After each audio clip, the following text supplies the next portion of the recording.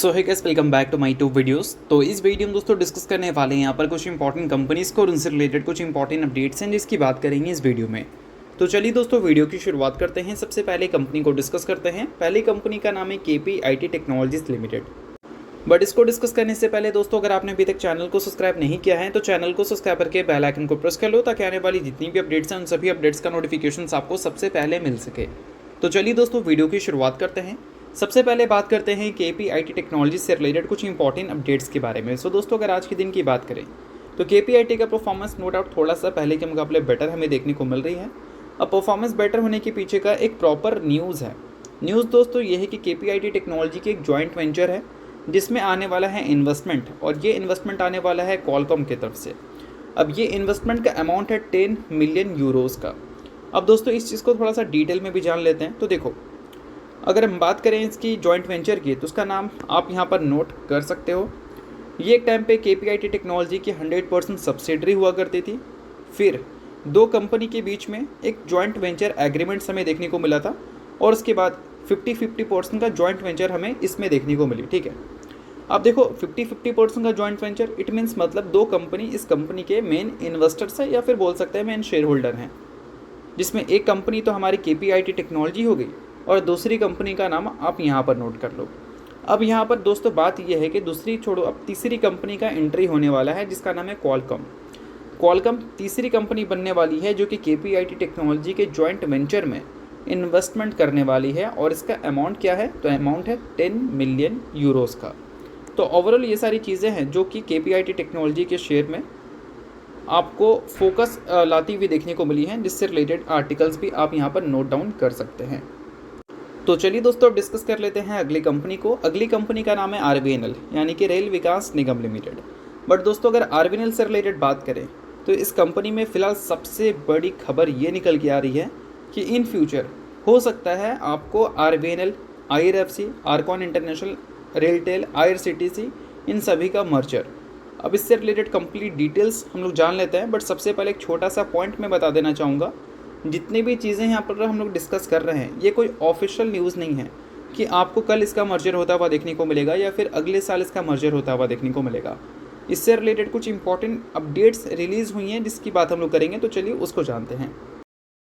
सो दोस्तों अब वीडियो में आगे बढ़ने से पहले बात कर लेते हैं काफ़ी इंपॉर्टेंट अपडेट के बारे में। सो पिछले कुछ टाइम से मार्केट में आपको एक क्रैश देखने को मिला है।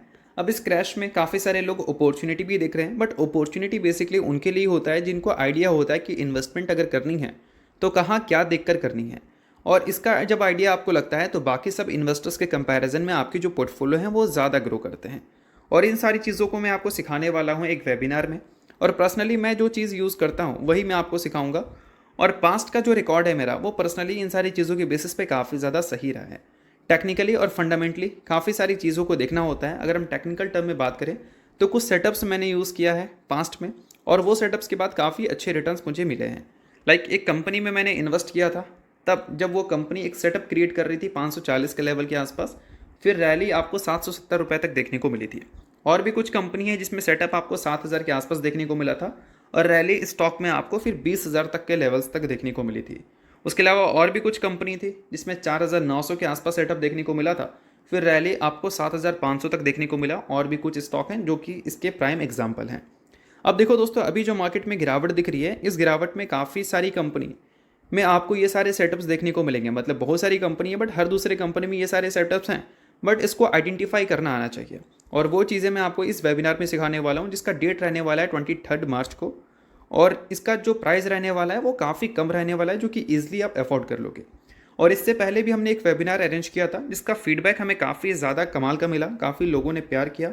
123 रेटिंग्स देखने को मिली, जिसमें 84 लोग 5 स्टार रेट हमें किए और 35 लोग 4 स्टार रेट किए। ओवरऑल रेटिंग जो थी वो 4 साढ़े 4 बोल सकते हैं स्टार के आसपास थी। तो इस वेबिनार को अगर आप ज्वाइन करना चाहते हैं तो लिंक डिस्क्रिप्शन में और पिन कमेंट में देखने को मिलेगा, और वो लिंक मैं आपको व्हाट्सएप का दे दे रहा हूँ अपना। वहाँ पर आकर आप इस वेबिनार से रिलेटेड क्वेरीज कर सकते हैं। कंप्लीट डिटेल्स मैं आपको दे दूँगा वहाँ पर।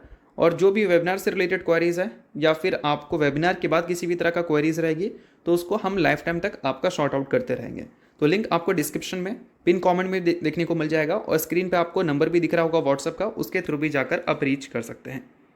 सो देखो दोस्तों, यहाँ पर आर्टिकल आपको देखने को मिलेगा पीएसयू मर्जर लेटेस्ट न्यूज़ से रिलेटेड, या फिर हम बोल सकते हैं रेल पीएसयू मर्जर न्यूज़ से रिलेटेड। अब देखो दोस्तों, पिछले कुछ टाइम में क्या है कि हमारी जो रेलवे कंपनीज़ हैं वो प्रॉफिट्स को ग्रो करने में थोड़ी सी अनसक्सेसफुल ज़रूर रही है, अच्छे खासे ऑर्डर बुक होने के बावजूद भी। तो फिलहाल दोस्तों, यहाँ पर एम ये है कि इन सभी कंपनी को मर्ज कर स्ट्रॉन्ग बनाना, एफिशिएंट बनाना, कॉस्ट इफेक्टिव बनाना और कॉम्पिटिटिव इंस्टीट्यूशंस क्रिएट करना। अब इन सारी चीज़ों को लेकर देखा जाए तो एक सवाल किया गया है, और ये सवाल किससे और कौन पूछा है उसकी बात कर लेते हैं। तो देखो, लोकसभा एमपी पुत्ता महेश कुमार नाम है, उन्होंने हमारे रेलवे मिनिस्टर यानी कि अश्विनी वैष्णव के बोल सकते हैं सामने एक सवाल रखा है, या फिर बोल सकते हैं एक क्वेश्चन रेस की है। और ये क्वेश्चन रेस किस चीज़ का है? तो ये क्वेश्चन रेस इस चीज़ का है कि RBNL, Ircon international, RailTel, IRCTC, इन सभी को मर्ज कर एक सिंगल एंटिटी बनाया जाए। क्योंकि दोस्तों, अगर हम बात करें बीजेपी गवर्नमेंट के अंडर एक पहले भी हमें मर्जर देखने को मिला था, और वो पीएसयू मर्जर ही था, बट ये जो मर्जर था वो बैंकिंग सेक्टर का था। अब इसके लिस्ट आपको यहाँ पर देखने को मिल जाएंगे। अगर 2019 की बात करें तो बैंक ऑफ बड़ौदा मर्ज हुई थी विजया बैंक और देना बैंक के साथ, और अप्रैल 2020 की बात करें तो पंजाब नेशनल बैंक का मर्जर देखने को मिला था ओरिएंटल बैंक ऑफ कॉमर्स के साथ, यूनाइटेड बैंक ऑफ इंडिया के साथ, कैनरा बैंक का मर्जर हुआ था सिंडिकेट बैंक के साथ, उसके अलावा इंडियन बैंक का मर्जर हुआ था इलाहाबाद बैंक के साथ, उसके अलावा यूनियन बैंक ऑफ इंडिया का मर्जर हमें देखने को मिला था आंध्रा बैंक और कॉरपोरेशन बैंक के साथ। तो ये सारी कुछ चीज़ें थी जो कि हमें 2019-20 में होती हुई देखने को मिली थी। तो यहाँ पर यही क्वेश्चन रेस किया गया है कि जब बैंक्स का मर्जर हो सकता है तो फिर रेलवे का भी मर्जर हो सकता है। तो यही सवाल यहाँ पर रखा गया किसके सामने? हमारे जो रेलवे मिनिस्टर हैं उनके सामने। बट इन सारी चीज़ों को लेकर दोस्तों अब उनके तरफ से क्या रिस्पॉन्स आए हैं, तो चलिए वो भी मैं आपको दिखाता हूँ। तो देखो दोस्तों, हमारे जो रेलवे मिनिस्टर हैं उन्होंने बताया है कि that any move of RVNL, Ircon international, RailTel, IRCTC merger is based on synergies, market forces and likely effect on market capitalisation. तो ये था उनका कंप्लीट रिस्पॉन्डिंग। बट ये सारी चीज़ों को लेकर सिंपल सा एक चीज़ समझ आता है कि जो मर्जर्स की बातें यहाँ पर हो रही हैं, मुझे नहीं लगता कि जो मर्जर है वो हमें इतनी जल्दी होता हुआ दिख जाए। अगर हो सकता है तो उसमें काफ़ी टाइम लगेगा, क्योंकि अभी भी अगर देखा जाए तो कोई खास इंटरेस्ट हमें देखने को मिल नहीं रहा है। अगर हम बात करें हमारी करंट जो रेलवे मिनिस्ट्री के हेड हैं उनकी तरफ से कुछ खास इंटरेस्ट भी हमें देखने को मिल नहीं रही है। तो इन सारी चीज़ों को लेकर सिर्फ और सिर्फ बोल सकते हैं आर्टिकल पब्लिश हो रही है, बट इसका जो प्रॉपर डेट है या फिर प्लान्स हैं वो अभी हमें फिलहाल कुछ क्लियरिटी होते हुए देखने को मिल नहीं रही है। तो चलिए अब डिस्कस करते हैं अगली कंपनी को। अगली कंपनी का नाम है दोस्तों सीडीएसएल, यानी कि central depository services India limited. So देखो दोस्तों, पिछले कुछ टाइम में सीडीएसएल लगातार हमें वीक परफॉर्मेंस देती हुई नज़र आ रही है। बट इस वीक परफॉर्मेंस के बीच में कुछ ऐसी भी चीज़ें हैं जो कि एज ए इन्वेस्टर आपको नोट कर लेना है। अब देखो, वीक परफॉर्मेंस का सबसे बड़े रीजंस क्या है? तो उम्मीद यहाँ पर यह है कि पिछले 4 से 5 सालों में जो सीडीएसएल ने अच्छी सेल्स ग्रोथ दिखाई है, अच्छी प्रॉफिट ग्रोथ दिखाई है, वो हमें आगे चलकर स्लो होता हुआ नज़र आ सकता है। तो क्या ये पहली बार हो रहा है? बिल्कुल भी नहीं। अगर 2021 के बाद जो मार्केट में करेक्शंस देखने को मिला था, उस टाइम कंपनी के नंबर्स हमें ख़राब होते हुए देखने को नहीं मिली थी क्या? उस टाइम भी नंबर ख़राब होती हुई देखने को मिली थी। तो जब बियर मार्केट आता है तो नंबर्स इसका इफेक्ट करते हुए देखने को मिलते ही हैं। अगर 2021 के टाइम की बात करें तो उस टाइम कंपनी के एक क्वार्टर में जो रेवेन्यू हुआ करता था वो करीब था 151 करोड़, और जब वो खराब मार्केट लगातार चला तो कंपनी का 2023 में Q4 में रेवेन्यू कितना था? 124 करोड़। यानी कि देख सकते हो 2 साल में कंपनी ने ग्रोथ तो कुछ दिखाया नहीं, क्योंकि ख़राब मार्केट था। बट अभी सिचुएशन क्या है कि सेबी ने एफएनओ सेगमेंट के जो रूल्स हैं वो काफ़ी ज़्यादा टाइट किया है, वॉल्यूम्स में कमी आई है। इस वजह से उम्मीद है कि पहले के कंपैरिजन में जो नंबर्स में गिरावट है वो ज़्यादा हमें देखने को मिल सकती है, और ये एक तरह से काफ़ी हद तक सही भी है। बट कहीं ना कहीं दोस्तों, सेबी के जो न्यू चेयरमैन हैं वो हो सकता है कि इस गिरावट की वजह से कुछ चेंजेस हमें लाते हुए दिख जाए। क्योंकि अगर मान लो वॉल्यूम्स में ड्रॉप देखने को मिलेगी तो ऐसा थोड़ी है कि ये वॉल्यूम्स के ड्रॉप की वजह से सिर्फ सीडीएसएल को नुकसान होगा या फिर बाकी के सिर्फ ब्रोकर को नुकसान होगा, ऐसा नहीं है। डिपॉजिटरी को भी नुकसान होने वाला है, ब्रोकर को भी नुकसान होने वाला है, इनफैक्ट अगर देखा जाए तो सेबी को भी नुकसान होने वाला है। क्यों? क्योंकि जो ट्रांजेक्शन चार्जेस हैं उससे सीडीएसएल कमा लेती है, ब्रोकरेज से ब्रोकर कमा लेती है, और भी कई सारे टैक्सेस लगते हैं जो कि सेबी के पास जाता है। तो अल्टीमेटली इसमें देखा जाए तो लॉसेस हैं, और अभी उसका असर हमें फाइनेंशियल्स में देखने को मिला नहीं है। अब फाइनेंशियल्स में उसका असर देखने को मिलेगा। तो कहीं ना कहीं इस सेगमेंट में जो सेबी ने रूल्स को टाइट किया है उसको हो सकता है कि फ्यूचर में थोड़ा सा ढील करती हुई नजर आए और उसमें थोड़ी सी चेंजेस लाती हुई नजर आए। ये कोई गारंटी नहीं है कि हो ही जाएगा, बट अगर नंबर्स खराब रहेंगे तो कहीं ना कहीं इस चीज़ को सेबी थोड़ा सा बदलती भी दिख सकती है।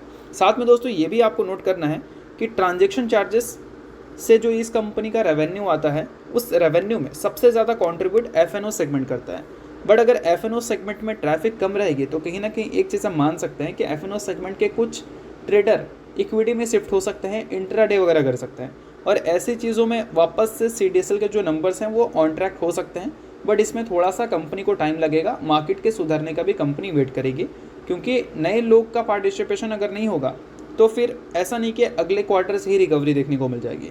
नए लोग का पार्टिसिपेशन होगा, पुराने लोग अगर इक्विटी में कन्वर्ट होते हैं तो फिर कंपनी के जो नंबर्स हैं वो ऑन ट्रैक आ सकते हैं। तो इन सारी चीज़ों पे आप थोड़ा सा नज़र दौड़ाओ। ऐसा नहीं कि सभी चीज़ें सिर्फ कंपनी से रिलेटेड नेगेटिव हैं, कुछ चीज़ें ऐसी भी हैं जो कि पॉजिटिव भी हो सकती हैं इन फ्यूचर। तो इस चीज़ को थोड़ा सा पॉइंट को हाईलाइट कर लो। तो चलिए अब दोस्तों डिस्कस करते हैं अगली कंपनी को। नाम है दोस्तों गेंसोल इंजीनियरिंग। सो दोस्तों कंपनी ने 1:10 की रेशो में स्प्लिट दिया, फंड रेस किया अप टू $50 मिलियन। बट जैसा कि मैंने बताया कि इसका इम्पैक्ट क्या स्टॉक में देखने को मिलेगा, इस पर एक बड़ा क्वेश्चन मार्क है, क्योंकि जैसा कि कंपनी में डिफ़ॉल्टर की न्यूज़ चल रही है, फ्रॉड की न्यूज़ चल रही है, तो आज के दिन इतने सारे अच्छे न्यूज़ के बावजूद भी गेंसोल इंजीनियरिंग का शेयर आपको लोअर सर्किट ही हिट करता हुआ दिखा। तो कहीं ना कहीं वो न्यूज़ ज़्यादा बड़ी है इन सारी न्यूज़ के कंपैरिजन में। तो कहीं ना कहीं जो बाजार हिलाने वाली उम्मीद थी, वैसा तो कुछ परफॉर्मेंस हमें आज के दिन गेंसोल इंजीनियरिंग के शेयर में देखने को नहीं मिली।